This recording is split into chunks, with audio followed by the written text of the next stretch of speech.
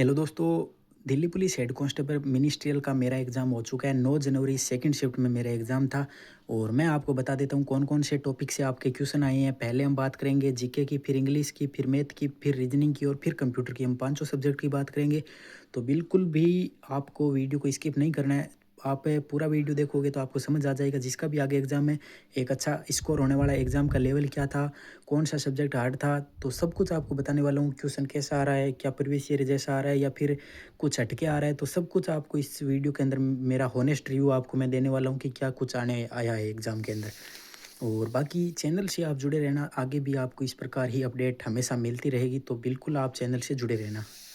और अब हम बात करते हैं आपके पहले जो इंग्लिश की बात करते हैं। तो इंग्लिश के अंदर आप देखोगे तो वोकैब से आपके देखो 1 से 2 सिनोनिम थे आपके, 1 से 2 एंटोनिम थे और बाकी वन वर्ड से क्वेश्चन था एक। तो इस हिसाब से जो वोकैब के पार्ट है ना, जो सिनोनिम हो गए, एंटोनिम हो गए या फिर वन वर्ड हो गया, तो ये आपको जैसे टीसीएस पूछती थी ना, सेम वही वर्ड पूछा। ऐसा कुछ नहीं है। जैसे क्या है कि सीजीएल के अंदर कुछ ऐसे शब्द भी पूछ लिए गए थे जो मतलब प्रीवियस ईयर के क्वेश्चन नहीं थे। ऐसे शब्द जो न्यू शब्द थे वो पूछ लिए गए थे, बट इसमें ऐसा कुछ नहीं है। एकदम आपका टीसीएस बेस्ड ही पूछा गया इंग्लिश, क्योंकि का पीछे आप देखोगे सीएचएसएल में या फिर सीजीएल के अंदर या सीपीओ के अंदर क्या है कि इंग्लिश को टफ रखा था, बट इस बार इंग्लिश उतनी टफ नहीं आई है। तो और ये आपको मैंने बता दिया वोकैब के अंदर आप ये प्रीवियस ईयर क्वेश्चन करोगे ना तो भी आपका आराम से हो जाएगा। और फिर ग्रामर की बात करें तो ग्रामर में सबसे ज़्यादा आ रहे हैं आपके एक्टिव वॉइस और पैसिव वॉइस, और फिर आ रहा है आपका डायरेक्ट और इनडायरेक्ट। मैं यहाँ सब कुछ लिख कर लाया हूँ, आपको बता देता हूँ। यहाँ सब कुछ मैं लिख कर लाया हूँ आपके लिए। तो बिल्कुल आपको चिंता नहीं करनी है, एकदम जानकारी जेन्युइन मिलेगी, बस चैनल से जुड़े रहना है।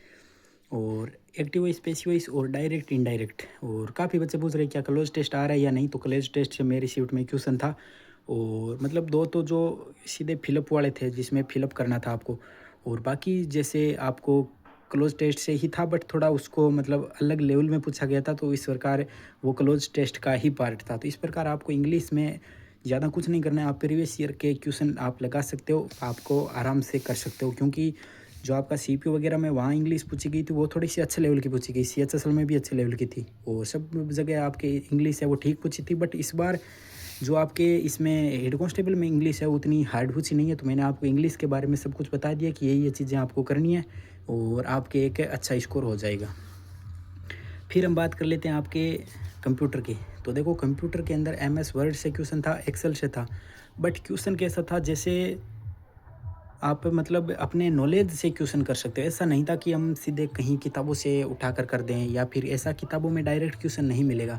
और बाकी आपका आराम से बना सकते हो आप, मतलब सीधा नॉलेजेबल जिसने कंप्यूटर अच्छे से पढ़ा है या कंप्यूटर का काम किया है तो वो क्वेश्चन कर सकता है आराम से।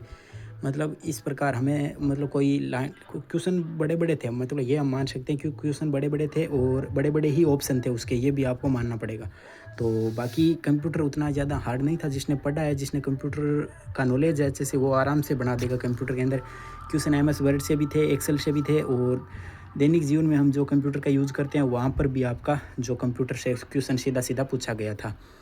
और वेब ब्राउज़र वगैरह से यहाँ से भी कोई क्वेश्चन था। तो ये मैंने कंप्यूटर और इंग्लिश के बारे में आपको एकदम बता दिया। अब हम बात कर लेते हैं आपके रीजनिंग की। तो रीजनिंग के अंदर देखो कैलेंडर से कोई क्वेश्चन नहीं था। काफ़ी बच्चे कह रहे थे कैलेंडर से आ रहा है, पर कैलेंडर से कोई क्वेश्चन नहीं था। और फिगर काउंटिंग से आपका क्वेश्चन था, सीरीज से क्वेश्चन था, बट एकदम इजी क्वेश्चन था सीरीज से। रीजनिंग जिसने प्रैक्टिस की है उसके लिए एकदम इजी रीजनिंग थी। 25 में से 25 कर सकता था रीजनिंग के अंदर। बिल्कुल आपको दिक्कत नहीं आ रही थी रीजनिंग के अंदर।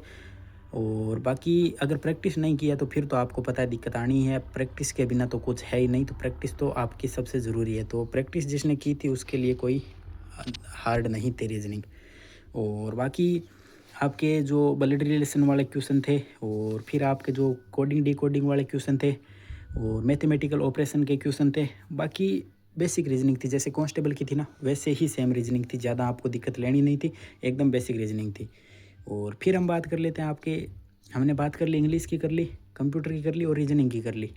अब बात करते हैं मैथ की। तो मैथ के अंदर 6 क्वेश्चन अर्थमेटिक के थे और 14 क्वेश्चन एडवांस के थे, यानी एडवांस का रोल बहुत ज़्यादा है। और ये मैंने आपको आज नहीं, मतलब एग्ज़ाम से पहले भी आपको बोल दिया था कि एससीएम के अंदर एडवांस ज़्यादा आएगी, और वही हुआ है।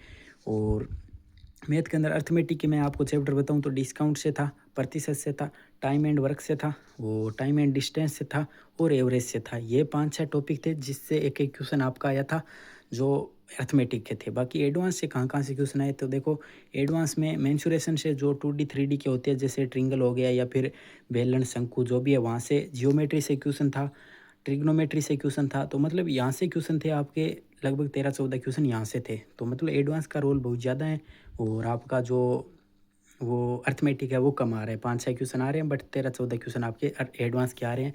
और बाकी क्वेश्चन ठीक-ठाक अच्छे लेवल के है, जिसने प्रैक्टिस की है वो बना सकता है बिल्कुल, जिसने फ़ॉर्मूला वगैरह सब कुछ अच्छा प्रैक्टिस किया वो कर सकता है।